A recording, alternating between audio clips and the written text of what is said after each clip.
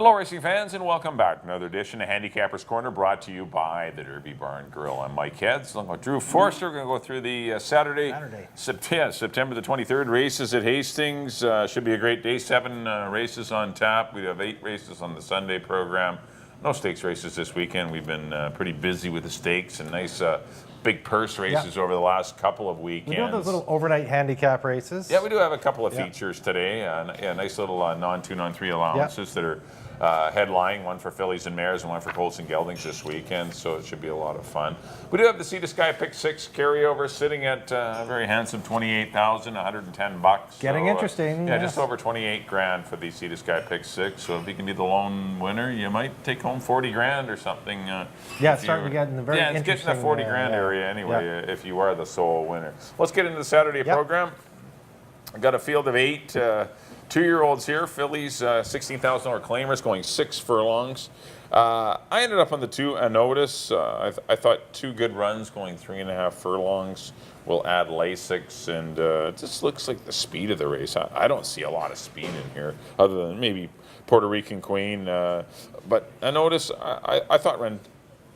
It's coming out of 2 good, I think, 3.5 furlong races. Those races run pretty for 39 and change last time. That's a good race. And Silvino Morales riding very well of late, and been winning a bunch of races lately, and teaming up with a hot outfit with Mark Cluche, so that's pretty good. I put the 3-horse Lookout Taylor, who is likely going to be the favorite, but that went in for second. Doesn't have the speed that Anotis has, but still has the stamina and has been running very competitively and was a good runner-up effort. Good runner-up effort the first summer. Who was loose on the lead last time. And I put the 7-horse Aspired for Anita Bolton in for third. I thought those were your 3 horses. I just wanted someone not out of the first summer race. I didn't love the first summer race. They went in 1:14 or wasn't the fastest of times, so I just wanted to go somewhere else, and I tried to notice. I went 2, 3, and 7. I don't have a whole lot to add. I have a notice on top 2, as you mentioned, coming out of 2 very live races. That last race, that under par race, her stablemate won that race. Cassidy Finale ran second, came back to win impressively at this level. A notice for me, Lookout Taylor I agree with, good second behind first summer last time. Mike Anderson Barn is starting to heat up. Enrique Gonzalez is starting to heat up too. He had a big weekend winning 5 races last weekend. He's now in second with 47 wins. And so I agree with you on the top 2. Third spot, I went with Sisu. Finished behind Aspired last time, but that was her first start. Aspired had a start, so I'm thinking maybe she can move forward for a very live barn. I love that work coming into her last race in 1 minute and 4/5. That's very good work for a 2-year-old filly out of the very hot Phil Hall barn. 2, 3, 6 for me. There are no standouts in the opener. I mean, there's not. You can't really love anyone. This is the horse, But the 4 and 5 you should also look at. The 4 La Rev, a firster from the Rob Gilker barn, and the 5 Puerto Rican Queen, who is I looked at Puerto Rican dropping Queen from maiden allowance, coming out of the have a Here's Hannah maiden allowance win. It's just something different. And before that, my Aunt Mo tried her in a stake her first start. So John obviously thought there was something there. There might be something with those 2 horses. So just kind of peek at them in the paddock or something. It's just there's no banker horse in here. It's kind of a tough opener. But as you mentioned, you went 2, 3, 6. Yeah, interesting race to look at. As Mike always says, get down and look at those babies in the paddock. On to the second and $8,000 non-3 event for colts and geldings, 6.5 furlongs, field of 8. I went to the 7 here, all under control. I mentioned I think the Mike Anderson barn's heating up, puts blinkers on, get a little bit more involved early. There does seem to be some early gas in here with Kelson and Peace Arch. I think he can sit just in behind them, get a good run of the race under Richard Hamill. Last time Richard Hamill rode this horse, just got beat 3/4 length behind Catch Me, who would look very good in a race like this. I got all under control. Over the 2 I mentioned, I got Kelson in second. If he had run for 8 non-3 last time, I think he could have been right there as well. Took all the way, dropped down to 4,000. Went to the lead, made no mistake, won that fairly easily, and he fits in here. And Peace Arch, obviously very live in here. I can't have him on top, though, because he's win shy. 22 races, only 2 wins. I went with horses that have a little bit less form on them in a condition race like this, but Rob Gilker, as usual, having a strong meet. 7, 1, and 2 for me.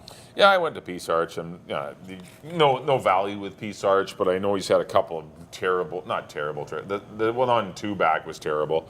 The last one just ran into a good horse in Satellite Storm, dropping from optional 35 or whatever it was A into big an drop, 8,000 claimer and got the 23-47 lead and outfooted Peace Arch early, and he had no chance, and went a 47.5 and finished at 17. So there's no room to close on that. But he's run well in both of his races. I think he's the best horse in here. I'm going to try Peace Arch, even if it is a short price at 2 or 3 to 1. I'll put the 4-horse Sunscape in for second. Hopefully this horse can. He continues to make a mess of the start. He won't leave the gate properly. Thank goodness he didn't get the 1 hole because he's been dreadful from the 1 hole. But he lugs in leaving the gate and costs himself 5-6 lengths, and it cost him a lot last time again in a paceless race, and I thought he ran admirably anyway. Still ran on to be 4th. I know it wasn't a big field, but still wasn't beat that far. I'm going to give him a shot for second, and I agree with the 7 all under control. Blinkers on. Drop. It's still a 3-year-old facing older, but still this horse is, with the blinkers and leading rider and last year's leading rider and leading trainer connections is pretty live. And actually this year's leading rider, Richard Hamill. I went 2, 4, and 7 in race number 2. On to the third race. Maiden $4,000 fillies and mares going mile 16th here. We do have 2 of them this weekend. We got a mile and 16th and a 6.5. But I ended up on the 1 Perianne. I think today's the day for Perianne. I thought a pretty good run last time behind Swagger Cat and O'Danio. Kind of got held up in traffic a little bit and then made a pretty good run late. David Lopez re-rides. These aren't your most reliable horses to kind of bank on, but I put the 4 pretty soon. He probably is the best horse in the race, but is getting to be a little wind shy and has had some chances with good trips, but still ran very well last time, sprinting behind Seagold. And prior to that, got hung up. He coming out of the same Swagger Cat, O'Danio and Perianne race. This one did actually run quite well after battling hard on the pace and tired late, but still Richard Hamill was a big rider change. And I put the 5-horse, or pardon me, I put the what did I put in for third? I think you had the 5. 5, yeah, 5. Linda Honey, give this one a chance. You put this one in for third. Improved on the stretch out last time, lightly raced, and I didn't love anyone else.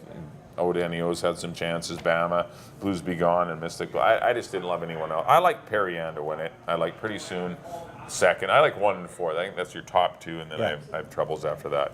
I went 1, 2, 1, 4, 5. I went to the 4, Perianne. Was running good races long, as you mentioned.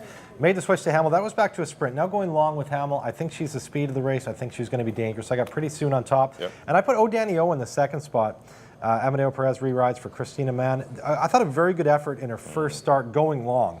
Had been sprinting. Good second behind Swagger Cat. Really close between her and Perianne in that race, except that Perianne had been running long. That was her first start going long, and I could see her moving forward in her second race, going a distance, and I have your top pick in third. Those 2 for me were really close together. I went Pretty Soon on top of O'Danio and Perianne, 4, 2, and 1 for me in the third. On to the 4th. Claimant 4 and on 2 for 3 and up Colts and Geldings, going a mile and a 16th. Field of 8 in here, and I landed on the 6, Brother Rod. It's been a highly thought of horse throughout his career. Now takes the drop down to the $4,000 level. Coming up a tough 16. It was again it was a 16 for 3-year-olds, but still with Catch Me all under control. He was a good third in that race. Field of 8, so he beat 5 of them home or 4 of them home. I got Brother Rod on top. He's the horse to really keep an eye on here with the big drop in here. I put Timber King in the second spot. Another one who was running high for most of his career. Dropped down to the 4,000 level. He was his maiden breaker, but he was coming out of maiden special weights and maiden 25s. Went in for 4, made no mistake, won comfortably. No reason he can't come back at a 4 and on 2 level and be just as competitive. I got him in the second spot. And I threw in Pat Jarvis's I Am a Better Cause.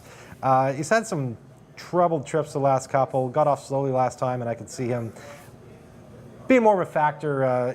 2 starts ago, just got beat a length and a half behind Jackson Teller and Off the Grid. They've both come back.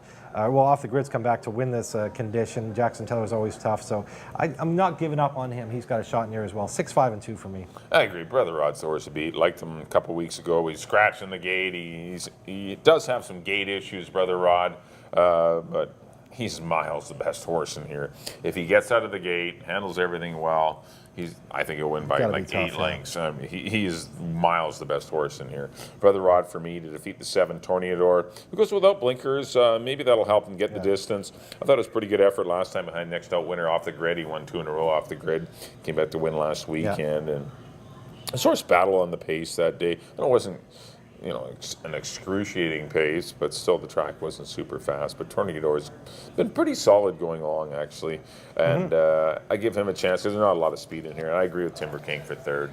I went 6, 7, and 5, but I do love Brother Rod. On the race number 5, we got some $4,000 fillies and mares here, going 6 1/2 furlongs, non-winners of 4 lifetime or non-winners of the year. The 2-horse Susan's Day is obviously taking an aggressive drop in class, and it's time to win a race. And Yes. Just this mare needs a confidence boost, and she's going to hopefully get it. And I think she's really alive in here. If she doesn't win, I think the 3 Hippie will win. Blinkers off. And they tried the blinkers on last time. That was kind of an error, but you got to try things in this business. You try and equipment changes, try and better horses, but sometimes things don't go your way, and obviously it didn't last time. So Deirdre Bell pulls the blinkers back off and get her back in form. We'll see how that goes, but definitely the class change will help. And I put the 8-horse Such a Bargain. It's a 3-year-old filly in here. It's a tough spot for her, but I still think she's the next best. I went 2, 3, 8, but I think 2 and 3 are like here and then there's the rest. I left out Hippie, and that could have been a mistake. I did put Susan's Day on top. I agree. I mean, down for 4,000. She should be the best horse in here. If she just hasn't totally given up on the game, that's kind of the question. That's the problem with mares in the fall. Going into it, but when they fall off for them, they won't win anywhere. But if she runs a little bit back to her previous form, she should be very tough in here. I put La Rondine in the second spot. Redicop, Phil Hull, Amadeo Perez. She's been tough this year and good going long recently. Now she cuts back to a sprint where she had some success earlier on this year, so I'm looking for her to get back on track. Not really back on track. She just won 2 starts, going on 3. And a good second last time behind Queen and Barneye. That was going long. Now back to a sprint. Phil Hull's numbers are good. And I agree with you. It's Such a Bargain in the third spot. She's been ultra consistent this year. 7 of 8, first or second. Last time was the first time she didn't hit the board. That was in one of those tough HPBA it's a big class drop for races. her. So she should be tough in here. I went 2, 6, and 8 in the 5th. On to the 6th. Got my papers all mixed up here. The overnight handicap for mares. Yes, this is a good one. Field of 7. What conditions on this? Non-2, non-3? Yep, non-2, BC, non-3. $20,000 overnight for fillies and mares. Field of 7 in here, going 6 1/2 furlongs. I landed on the 5 here, Indie Rock. I was just so impressed with her first 2 races. Looked really professional in her first race. She is a brother to Rock Concert. Out of the very good mare Concert Music, filly by second in command. And that second race I thought was really hardy, facing older mares in just the second start of her life against winners, older mares, fought the whole way, still only got beat 3/4 length by Omi, beat Cherokee and Me that day, and did all the battling on the head end, 22, 45 flat, kept going. There is other speed in here. I would like to see Amadeo Perez just get her off the pace a little bit because Northern Storm's going to go. Who else did I see? Eco Charge maybe. Where's My Jenny's going, that's for sure. So I'd like to see her try and sit in behind Northern Storm and Where's My Jenny and get a good trip because I just think this filly has a lot of upside. And I put Indie Rock on top of the horse that's going to be the favorite. Northern Storm, who's basically won 2 in a row, was DQ'd from the first one for a medication violation, but came back with an equal 71 buyer, going down to 117 and 1. And this filly of another stakes winner, Windstorm, is really maturing nicely. In her 5th and 6th races, she's looked very good. I got her in the second spot. Obviously the horse to beat, but she is going to be a short price. And third spot, I went to Baby Scott Track. There's a lot of speed in here. And if you go back, I mean, she's been, Dazzling Dawn and Yukon Bell and, battling with them. Second behind Dazzling Dawn earlier on in a stake. Now back to a sprint where she was dangerous earlier on and they should be coming back to her. I got Baby Scott Track in the third spot. 5, 6, and 1. Yeah, I've left out Indie Rock, but you make good points. I hope she doesn't take back. If she's going to win, she's got to go out. Got to go. She can't give the lead. I just don't know if she can. To Northern Storm. If Northern Storm gets the lead, it's over. Yeah. But I'm hoping that Where's My Jenny can soften her up, and if Indie Rock sits, she hasn't sat. Yeah, that's I know. Problem. She's kind of a flighty thing. She's kind of a headstrong girl, but she's got talent. I did go to Northern Storm. I can't blame anybody. 71 buyer, and then came back. Medication might be overrated. Come back with another clean 71. Yeah, exactly. So I mean, she's a nice filly, Northern Storm, and I don't think she needs the lead, and if she sits second or third, it's okay. I think she could be tough. I agree with Baby's Got Track. Might get a really good trip here with some speed in the race. I put her in for second. She's been consistent all year long. Is super By the time she consistent, misses the border, it's been against Dazzle Dawn, as you mentioned. It's been in stakes races. And I put the 3 Colleen's Diamond, another older mare in here. I thought she deserved a luck running second last time, but still a mare that is in with a good chance. I went 6, 1, and 3, but a very good overnight handicap here for a nice $20,000 purse in our feature event of the afternoon. 7th and final, maiden $25,000 for 3 and up, going a mile and a 16th, ended up on the 5. Lucky ending. He absolutely blew his biscuits leaving in the gate last time. He was fractious in the gate, had to be unloaded, reloaded, and usually that's the recipe for disaster, and it was. He didn't run a yard, and he didn't get beat that badly for a horse that didn't run great. So I'm going to give him another chance. Put the 4-horse Master Ewan, who did finish ahead of him, but did have a pretty good trip, and there was a pretty solid pace in front of him. It wasn't fast, but it was contested. And I put the 6-horse Kodiak Rose, the filly, for Dave Forster. Obviously, she was actually in a filly maiden allowance race, or a maiden high claimer, that didn't fill. It did fill, but it was circled and then uncircled, and it had 5 horses, and so and that's why she's in this. Or a couple of these fillies, Boston Betty, are in this race that was going with 5, and that's why a couple of the girls came over, and that was Boston Betty and Kodiak Rose. But I think Kodiak Rose would be the better of the two. I went 5, 4. Actually, Bombay came over too. 5, 4, and 6. I got the same horses, a little bit different order. I thought Master Ewan had a brutal trip last time. He got stopped a couple times. No, he did. Still came running up the rail, but He's Got Ego had all the momentum and got by him. But I like Master Ewan today. I think he's going to be tough in here. He's a horse that is, has been progressing. What is it? His last 4 starts, he's got 3 seconds and a third. Right there. So he's going to kick the door down one of these days. Yeah, he's right there. And last was his only his second start, going long and a good second. And like I said, kind of a brutal trip. Look for Morales, trying to work out a better trip for Master Ewan. I got him on top of Kodiak Rose. I think she's dying to go long. All the breeding says go long. Forrester's numbers with horses going from sprint to route are good. I got her in the second spot. And Lucky End, as you mentioned, didn't have the best, but trouble in the gate last time, and then he goes out and gets in a speed duel.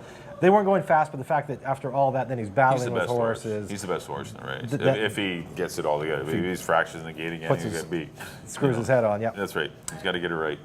Same numbers as Mike, different order. 4, 6, and 5 for me. In the 7th, that'll do it for our analysis of the races. Up next on screen will be our picks. Mike, as always, you're up. Back in race number 1, I did go to the 2 and Notice. I'm going to try and get this one to go wire to wire, this filly. I'm going to go 2, 3, and 7. Race number 2, I went to the 2 P-Sarge. A little chalky, but still I think this horse is going to break through with another win. 2, 4, and 7 for me in the 2nd. Race number 3, the 1 Perian for Rob Mabin. 1, 4, and 5.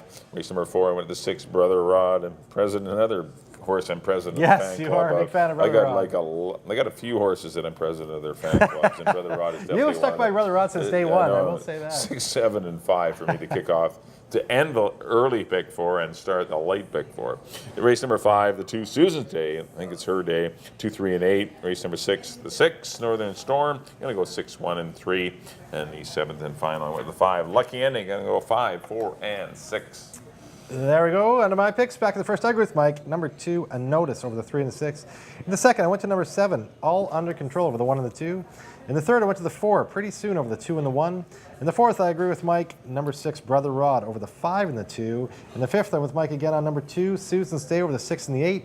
In the 6th, I went to the 5, Indie Rock over the 6 and the 1. And in the 7th, number 4, Master Ewan out of the Rob Mabin barn over the 6 and the 5. All right, thanks. That'll do it for this edition of Handicappers Corner. Thanks for tuning in. Don't forget that $28,000 kicks off the second race. See the Sky Pick 6 carryover. Yeah, that's the 2nd race, which goes about $220. So get those tickets figured out. If you're not hanging out at the track, get out here at the Derby Bar and Grill. Yep. Lots of drink specials, food specials. Lots going on here. Always something going on. Always something. Always a festive atmosphere out here. Near Zero Avenue and 176. Come on out if you are not heading to the racetrack. Our next live card, of course, will be Sunday. First race at 1:50. We do have 8 races on tap on the Sunday card. On behalf of Drew, thanks everyone for tuning into this edition of Handicappers Corner, and we'll see you next time here at the Derby Bar and Grill.